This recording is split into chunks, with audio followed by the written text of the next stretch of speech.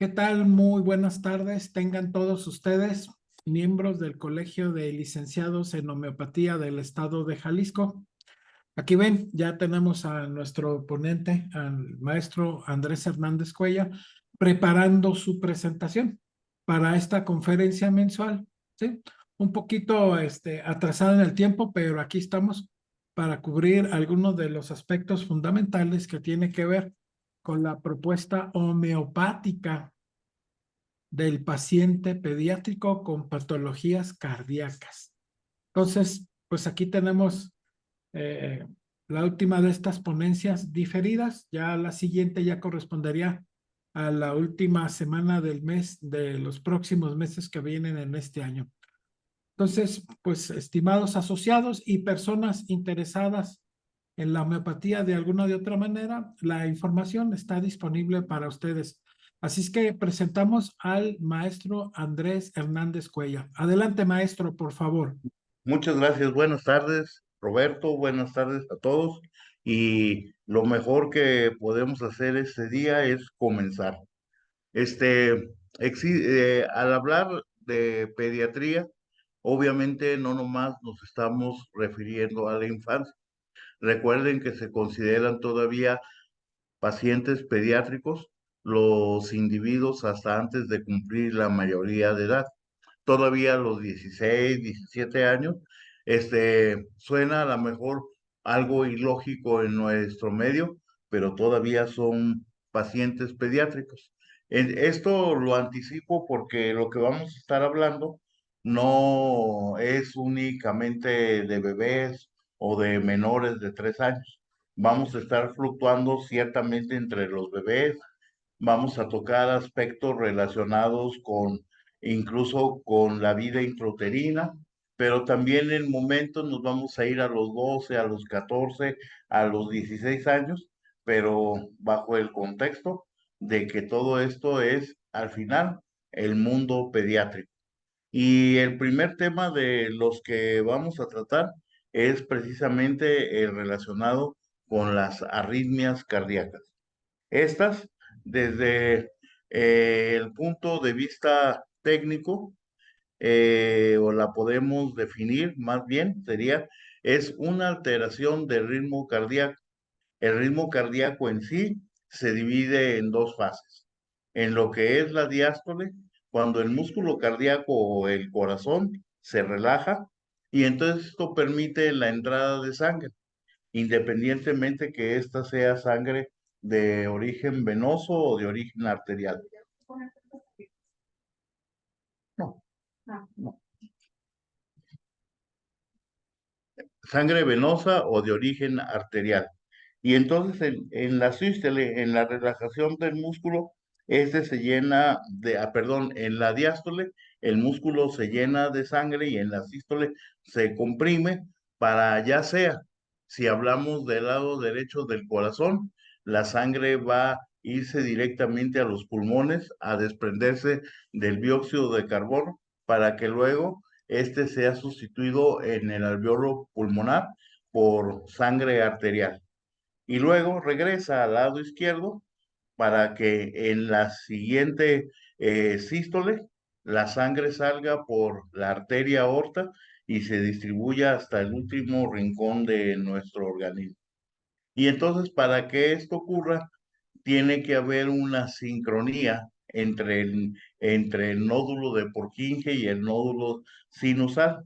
Y a veces esto no coincide y vienen entonces las arritmias.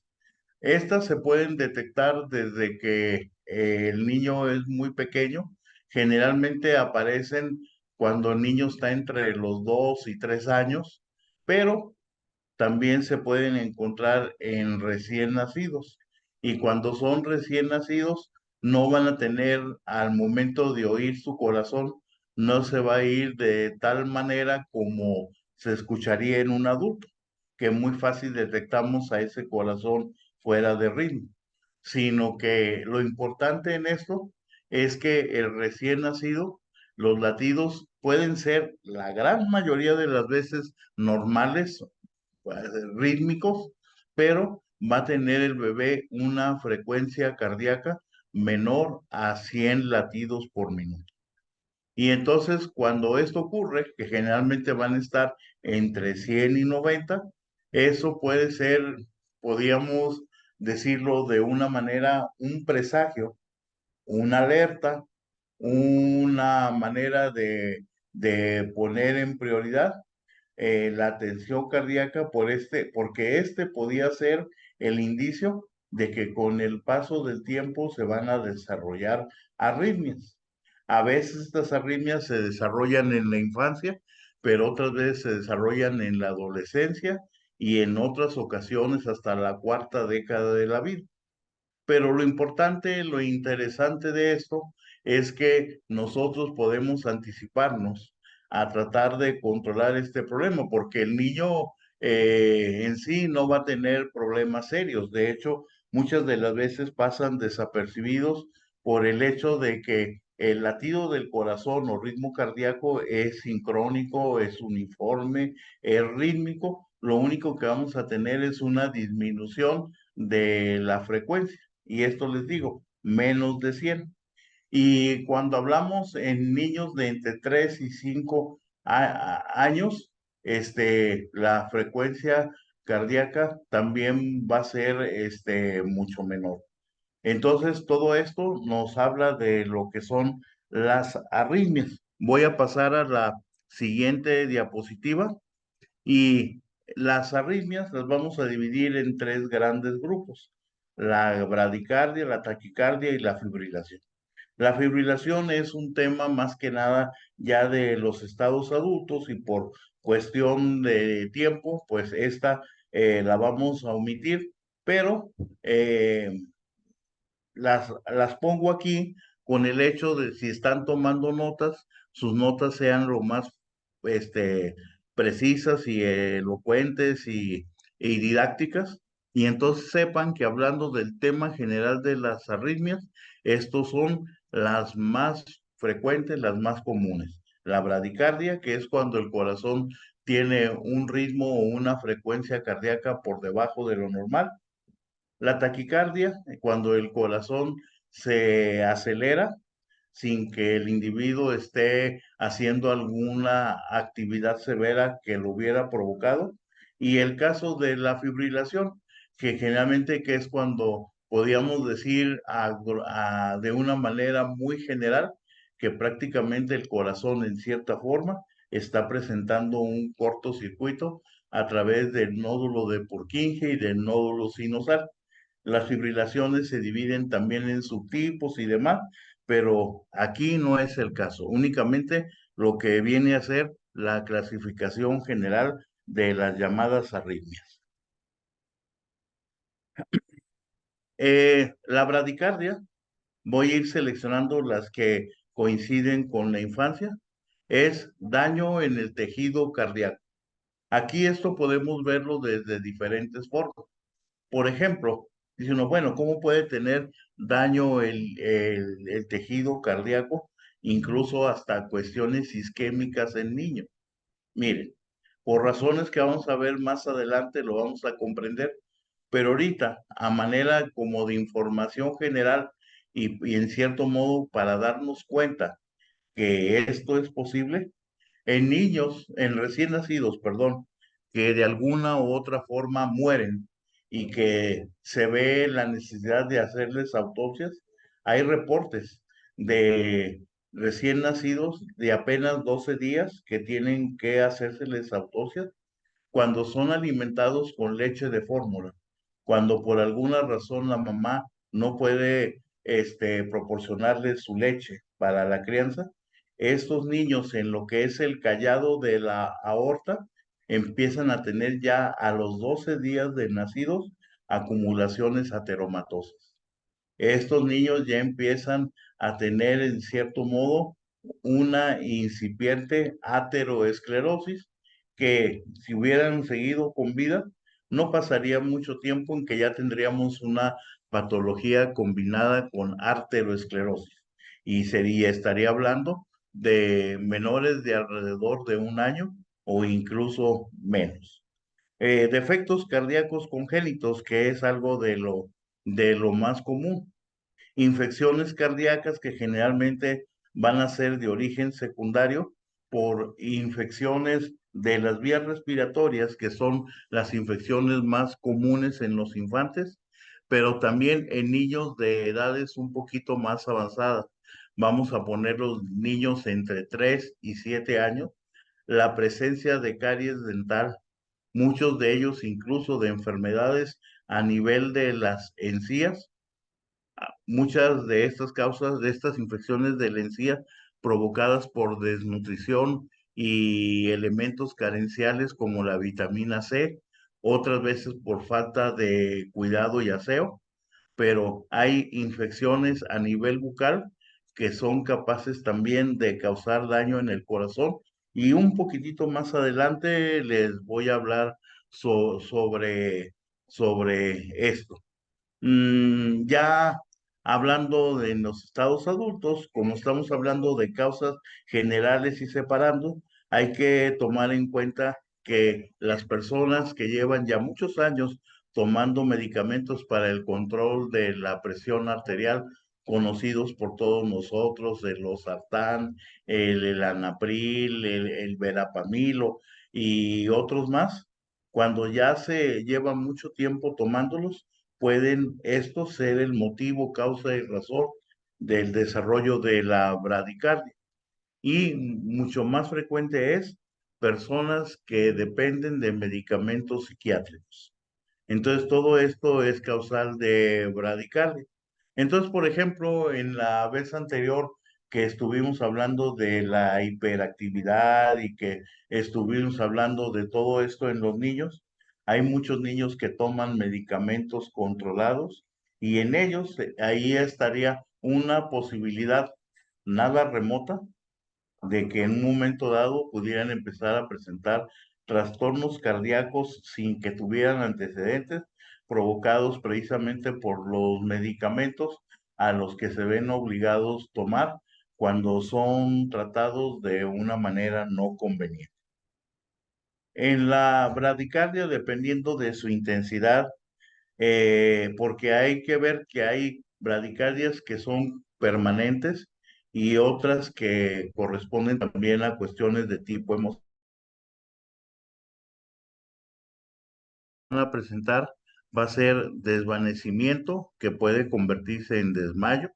Otras veces nomás va a ser una sensación de mareo y o aturdimiento, fatiga injustificada, que son niños que no quieren jugar, que no quieren moverse y que la gente dice, no, es que este chiquillo nació cansado, es que es muy flojo, es que es esto, porque como les dije al principio, muchas veces no vamos a tener síntomas que alarmen a los padres, síntomas que hagan prender ese foco rojo de alerta, sino que al principio de nuestra plática les dije, no todas las veces, pero sí muchas veces, estos padecimientos, sobre todo en sus inicios, pueden, pueden iniciar de manera sintomática y en el paciente solamente se van a presentar síntomas indirectos, que quien no está entrenado para eso, pues pasarían como situaciones que nada tienen que ver,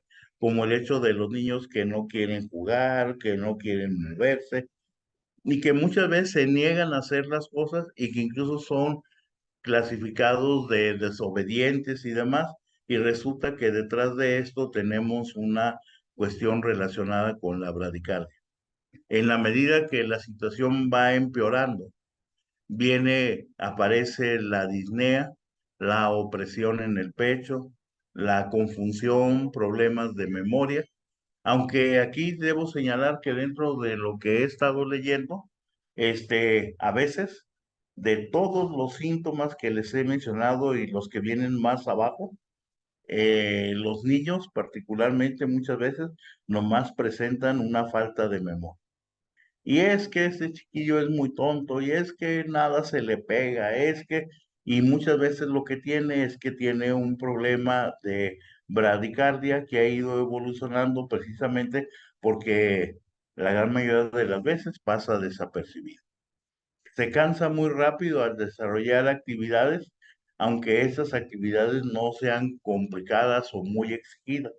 Entonces, todo esto en los niños hay que tenerlo muy en cuenta y nosotros, como procuradores de salud y demás, estar siempre atentos, porque acuérdense que todo este tipo de problemas, como les dije al principio, muchas veces van a detonar desde en la cuarta o quinta década de la vida y podemos muchas veces cambiarles la vida y arreglarlas si aguzamos la mirada, la atención y sobre todo, y como siempre, a todos los que han sido y son mis alumnos y los que vengan en un futuro, vean siempre cómo los traigo asados en que les digo, aparte de todo su trabajo de la escuela, todo su quehacer de resúmenes, de investigación y de todo lo demás que sus maestros les dejen, dense un tiempo para estudiar medicina interna, dense un tiempo para estudiar patología, empápense lo más que puedan de fisiología y esto les va a ayudar muchísimo en su práctica profesional. Muchas veces les he dicho, la materia médica y el repertorio nos llevan a la selección del medicamento más apropiado para para el paciente. La fisiología muchas veces es la que tiene la palabra para hacernos decidir en qué potencia y en qué frecuencia vamos a prescribir los medicamentos.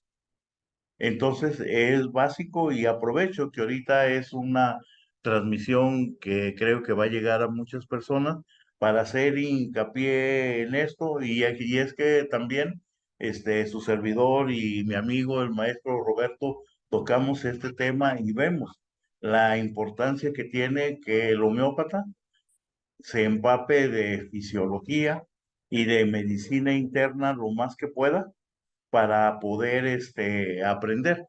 De hecho, hace unas pocas sesiones a un grupo les dije, aunque los pacientes vengan a consulta por una otitis, por una diarrea, por un problema de garganta, ustedes diario escúchenle su corazón, diario. Y el hecho de estar escuchando diario corazones, en un momento dado va a hacer que su oído quede entrenado y que cualquier problema lo detecten fácilmente. Por eso, y además los pacientes siempre toman a bien que el homeópata le haga exámenes, preguntas y demás, más allá de lo que son el motivo de de la consulta. Vamos a ir a la siguiente diapositiva.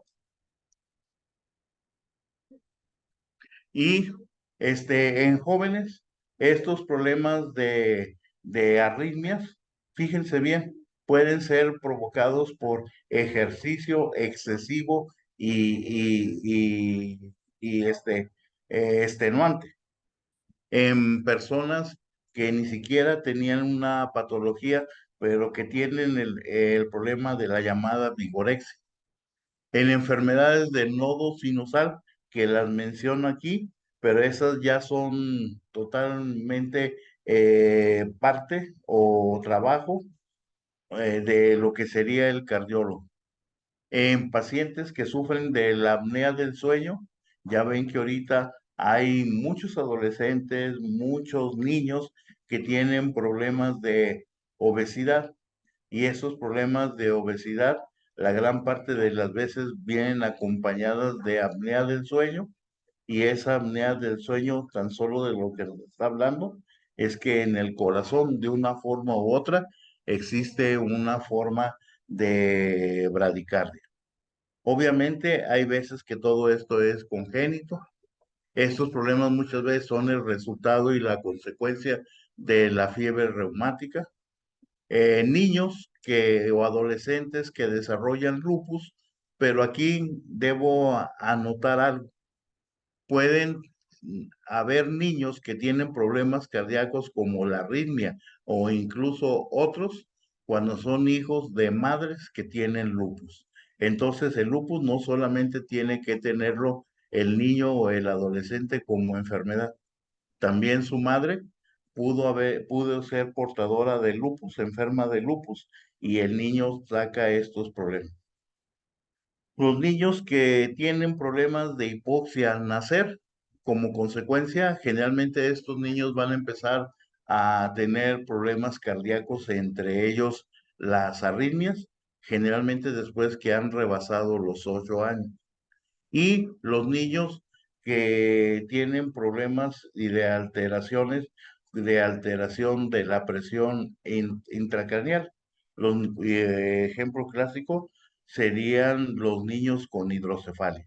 Estos niños con hidrocefalia, los bebés con hidrocefalia, aparte de sus visitas con el médico y todo lo demás, siempre hay que estar pendientes cómo está trabajando su corazón y su sistema circulatorio, porque muchas de las veces la alta presión intracraneal puede ser un motivo que desencadene en un tiempo no muy prolongado, no a largo plazo, problemas de arritmias que pueden presentarse en forma de bradicardia, de taquicardia, y de otras formas.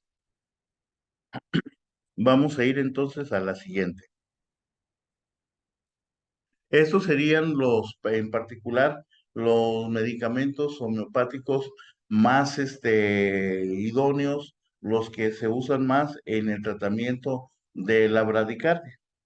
El veneno del alacrán azul, que se ha utilizado mucho en la medicina cubana para el tratamiento de tumores malignos, ahora ya dinamizado, se ha visto que también es un gran medicamento para las afecciones de tipo cardíaco y que estos no nomás entrarían en el mundo de las arritmias, sino que es un medicamento muy importante en los pacientes que tienen problemas después de haber sufrido un infarto.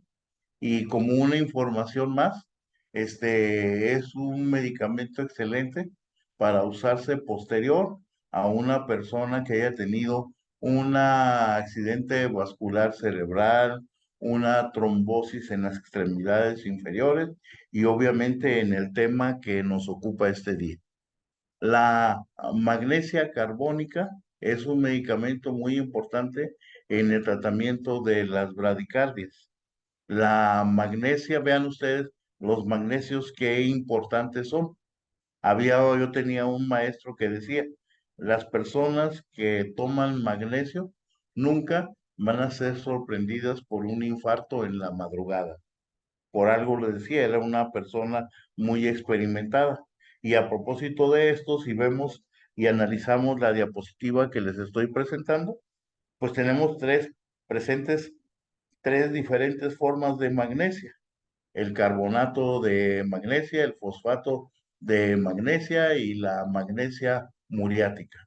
Entonces, estos medicamentos son importantísimos. Entonces, a grandes rasgos, estos son los medicamentos que podemos utilizar en las arritmias y en los niños y bebés que presenten un ritmo cardíaco menor al conveniente o propio de su edad, pero que no les causen síntomas, sobre todo cualquiera de estos tres medicamentos bien seleccionados, va a ser muchísimo por él y es también conveniente acompañarlos de la sal de cali fosfórico. La sal de cali fosfórico, en cierto modo, podemos decir que no es específica para curar tal o cual enfermedad o afección cardíaca, pero sí podemos decir a grandes rasgos que es un cardiotónico, un estimulante de las funciones cardíacas, que en cierto modo en todas las patologías, esta sal, la de cali fosfórico, puede unirse al medicamento homeopático a manera de un excelente comodín. Vamos a ir entonces a la siguiente diapositiva. Eh, Aquí tenemos las taquicardias. Únicamente aquí les puse la clasificación general para si quieren tenerla como una información más. Las taquicardias las vamos a dividir en flúter auricular, en taquicardia reentrante auriculoventricular y el caso más extremo, que por desgracia muchas de las veces termina con la vida del paciente, la fibrilación auricular.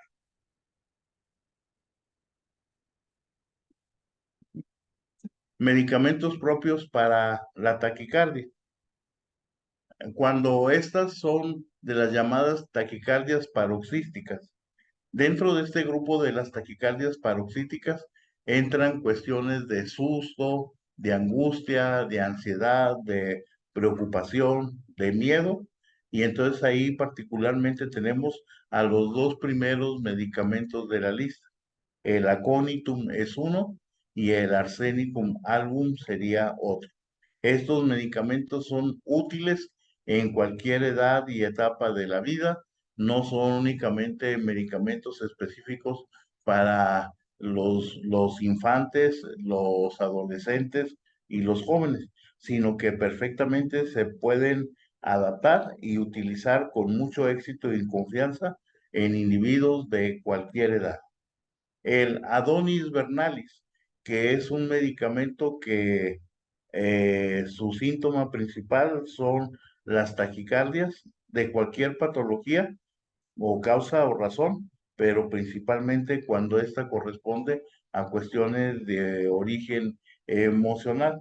Hay muchos niños que viven en orfanatos o niños que se quedan más tiempo del convenido en la guardería y que ya tienen conciencia y les asalta una sensación como de que a sus padres se les olvidó, de que los van a dejar abandonado, que se está haciendo de noche, que ya no hay más niños, y eso es motivo suficiente para desencadenar una taquicardia paroxística.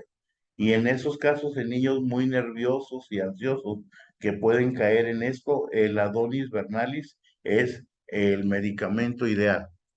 Cactus, que es un gran medicamento cardíaco y que en muchas patologías, a palabras del doctor Ken decía, cuando el medicamento que tengamos seleccionado para el paciente, para un problema de origen cardíaco, si no lo tenemos en el momento, podemos dar con toda la confianza Cactus y sabremos que obrará un gran beneficio en el corazón de nuestro paciente. Entonces, en base a esto, pues Cactus se convierte en un medicamento más de la lista. Latrodectus, que está indicado en las taquicardias de origen nervioso. El Licopus, también otro medicamento que está indicado en las taquicardias de origen nervioso o emocionales. Y el Oleander. El Oleander, que es un medicamento que está indicado en la taquicardia y que debo aclararles que no es exactamente un medicamento para taquicardias pediátricas, sino que hay un tipo muy especial de taquicardias provocadas por un problema de distonía vagal, en que cuando el paciente come de más, inmediatamente su organismo responde con una taquicardia. Entonces son gentes que muchas veces se llenan de miedo y la gran mayoría de las veces se quedan con hambre para no pasar por la agradable experiencia de una agudización con taquicardia. Y entonces Oleander es un medicamento excelente para el tratamiento de este tipo de pacientes. Los soplos cardíacos va a ser otro punto que vamos a tratar de una manera muy rápida. Eh, Esta vendría a ser su definición. Es la percepción auditiva de, de la turbulencia de la sangre en el interior del corazón. Y que aparte, independientemente de esto, es importante señalar que es una turbulencia. Esa es una palabra exacta que el autor da en relación a esto. Es una turbulencia o prácticamente podíamos ponerle la palabra de un remolino o de un huracán.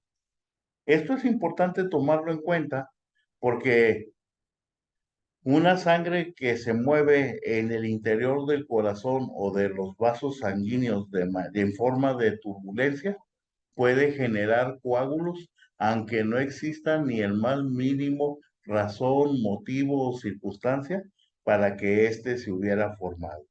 Y ustedes saben, por desgracia, que la gran mayoría de las veces los coágulos convertidos en émbolos que se desprenden y transitan por el aparato circulatorio, generalmente tienen un final muy desagradable que termina con la vida de los pacientes. Entonces, cuando tengamos pacientes con soplos, aunque se sugieran los medicamentos propios para el tratamiento, nunca, nunca dejen de derivarlo con un cardiólogo o con un cardiólogo pediatra, según el caso, para que esté al frente de esto y entonces sepa él, en cierto modo, vamos a utilizar la palabra capotear con las turbulencias sanguíneas que en un momento dado podían ser las causales de un coágulo y luego de un émbolo que podría terminar con la vida de los pacientes. Aquí hay un apartado que dice, en el recién nacido generalmente los soplos desaparecen durante el primer mes de vida. Yo le agregaría a todo esto que mayoritariamente, pero no todas las veces. Entonces, hay que estar siempre muy pendientes de esto. Esto sería la cuestión en los adultos. La voy a saltar porque estoy viendo que el reloj va caminando muy rápidamente. Eh, pero también lo quise dejar por el hecho de que analicen por favor el punto número 4. Que hay veces que los soplos, la gran parte de las veces, son provocados por fallas o anomalías a nivel de las válvulas cardíacas, que son cuatro, pero también un soplo funcional o fisiológico puede ser provocado por anemia, por hipertiroidismo o por comunicación ventricular, que esto generalmente corresponde a pacientes pediátricos, pero el hipertiroidismo y la anemia también tienen el poder de desatar un soplo funcional o fisiológico, no que tenga una causa física u orgánica, y esto también, por favor, tómenlo en cuenta.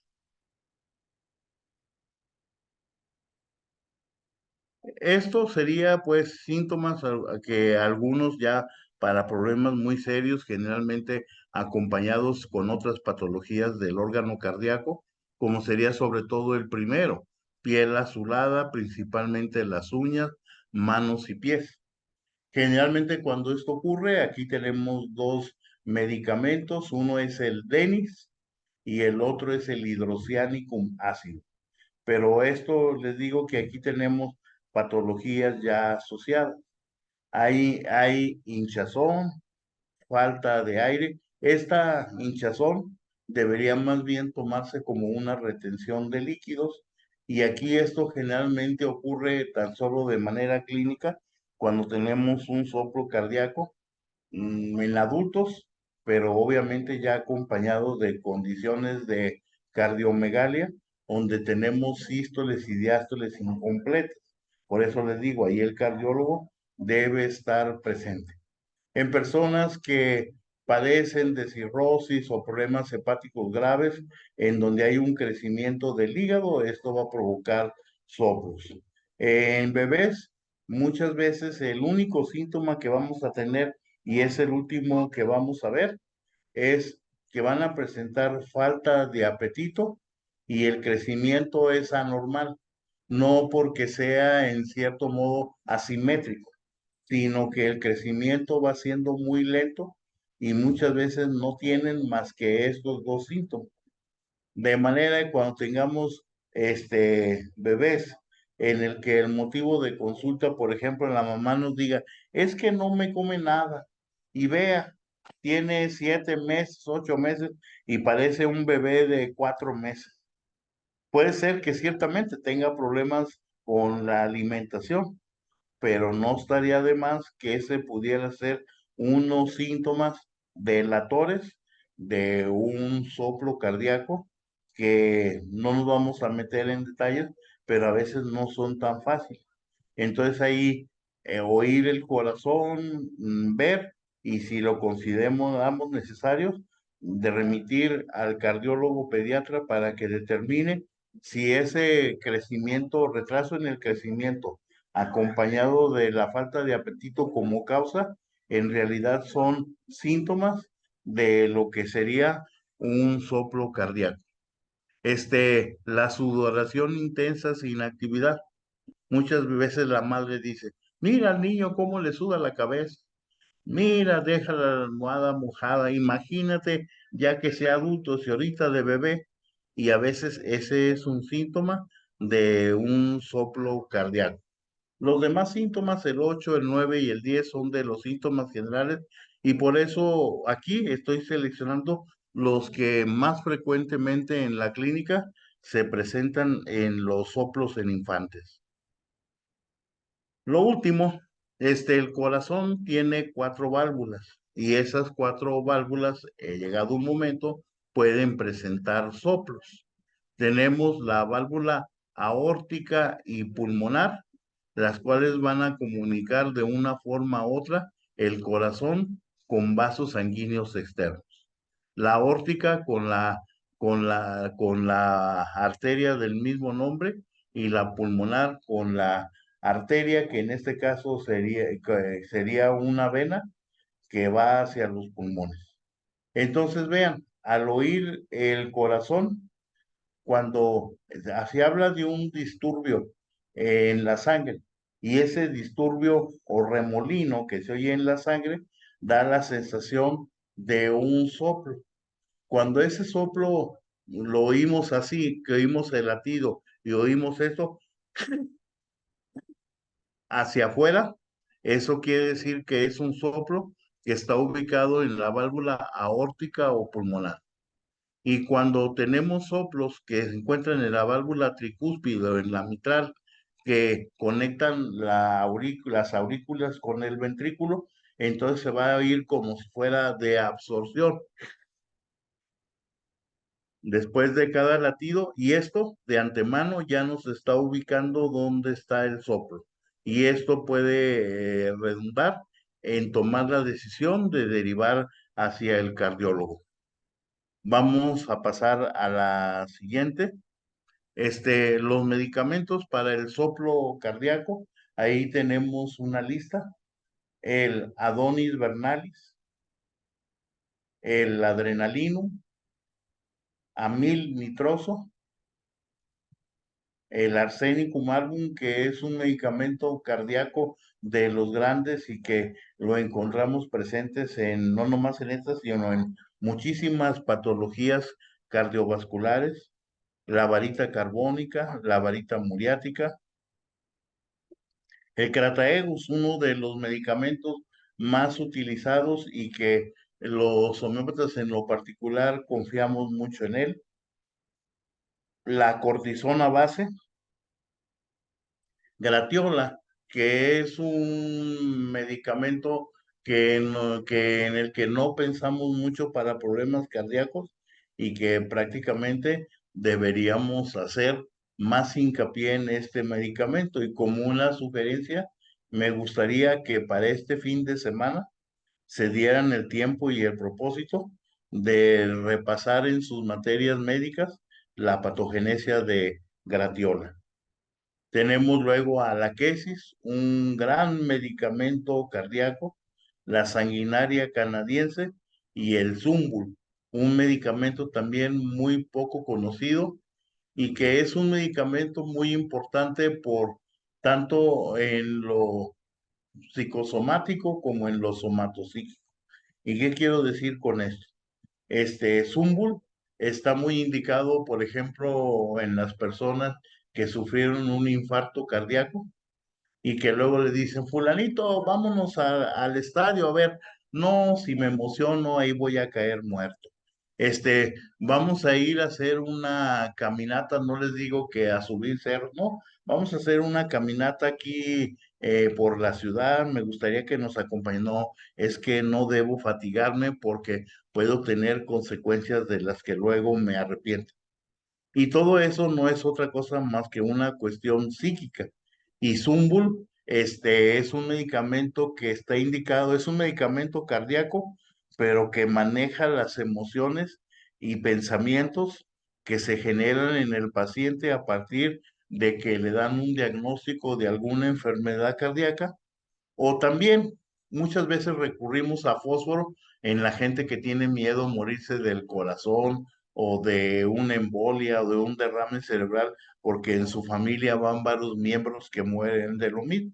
Zumbul es fósforo sería la opción en la que más frecuentemente pensamos, pero estamos desperdiciando a Zumbul, que es un medicamento en la que las cuestiones psicológicas que provocan las enfermedades cardíacas y que a veces son muy exageradas y que rondan con la pérdida de la vida, el temor a morir y demás, son perfectamente manejadas por este medicamento, por Zumbul, solamente teniendo el cuidado de utilizar la potencia conveniente para que llegue exactamente al nivel en el que tiene que estar.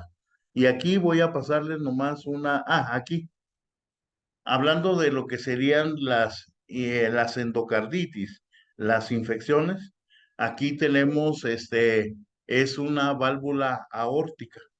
Aquí tenemos una válvula aórtica en movimiento y aquí tenemos una válvula aórtica en una disección. Cuando hablamos de endocarditis y hablamos de infecciones y de la fiebre reumática y de las encías, generalmente pensamos en las infecciones al propio músculo cardíaco, en la parte del endocardio, no en el músculo, perdón, en el endocardio, porque es lo más común, y muchas veces en las pericarditis que a veces se complican, pero las bacterias no respetan territorio y muchas veces invaden las válvulas. Y entonces, particularmente en la válvula aórtica, quiero que pongan mucha, pero mucha atención en esto. Vean, aquí tenemos un orificio y aquí tenemos otro orificio.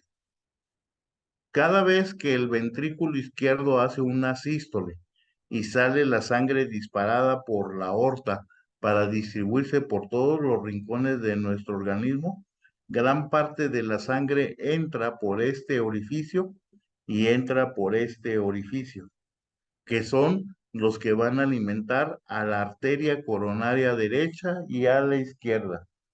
Entonces, si las infecciones están aquí, imagínense, esto puede ser el origen de una infección o de problemas fisiológicos o patológicos que pueden sembrarse en las arterias coronarias a partir de esta situación. Esto se los quise mencionar para que vean que nuestro trabajo no es solamente seleccionar el medicamento y repartirlos alegremente a través de hacer repertorizaciones que son muy importantes, importantísimas, pero si todo lo que nos da el repertorio de herramientas, que son fabulosas, todo lo que la materia médica nos proporciona, pero también todo lo que nos puede dar la fisiología, la anatomía, la medicina interna y enseñarnos todo esto, cuánto más no le podemos hacer por el paciente y cuánto más cada quien desde su consultorio, desde dispensario, desde donde lee la consulta, está contribuyendo con un granito de arena para hacer nuestra profesión cada vez más grande y más profesional. Entonces, las bacterias no son limitantes, las bacterias se extienden y aquí tenemos una muestra de las entradas a las arterias coronarias que se hacen a través de la válvula aórtica y que particularmente es muy dada a afecciones infecciosas y endurecimientos como a consecuencias de la endocarditis. Y para terminar, puesto que ya son las 7:01, eh, en relación a esto, las válvulas del corazón, hay personas que se ahogan de amigdalitis toda la vida y nunca tuvieron ni fiebre reumática ni nunca desarrollaron problemas de tipo de endocarditis. ¿Por qué? Porque no tienen de por medio el miasma sifilítico desatado.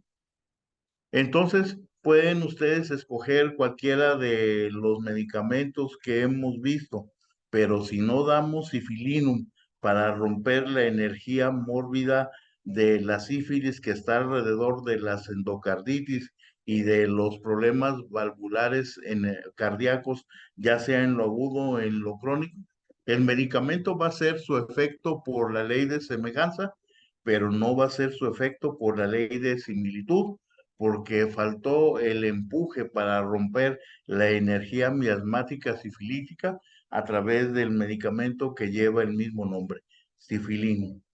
Bien, pues con esto terminamos porque también nos pasamos unos minutos. Les agradezco mucho y regresamos los micrófonos con el maestro Roberto. Muy bien, excelente presentación, maestro. Bueno, pues el tema es complejo, pediatría de por sí ya tiene muchas implicaciones, los problemas cardiovasculares, pues aún más. Así es que nunca estaremos con esta insistencia de pedirles que se sigan preparando, que sigan conociendo, que sigan investigando, ¿sí? Que sigan preguntando. Por supuesto que cualquier maestro o docente que se precie de serlo, se sentirá por muy bien pagado cuando sus alumnos, cuando sus aprendices logran superarlo. Entonces, pues aquí está ya el objetivo, aquí ya están las metas delante para las nuevas generaciones que esperamos que lo logren porque la homeopatía tiene perspectivas muy grandes, muy prometedoras y el punto es que los homeópatas estemos a la altura y más los que vienen ya pisando los talones, las nuevas generaciones. Muchas gracias, maestro Andrés. Gracias a ti, Roberto, un gusto. Y pues no nos queda más que agradecer el favor de su atención y recordarle que toda esta actividad es el fruto de un trabajo en equipo. El equipo de la mesa directiva del Colegio de Licenciados en Homeopatía, Asociación Civil, que trabaja en beneficio de sus asociados y demás personas interesadas en esta noble terapéutica. Bueno, no me queda ahora sí más que despedirme, desearles buenas noches y un excelente fin de semana. Así es que a cuidarse y muchas gracias.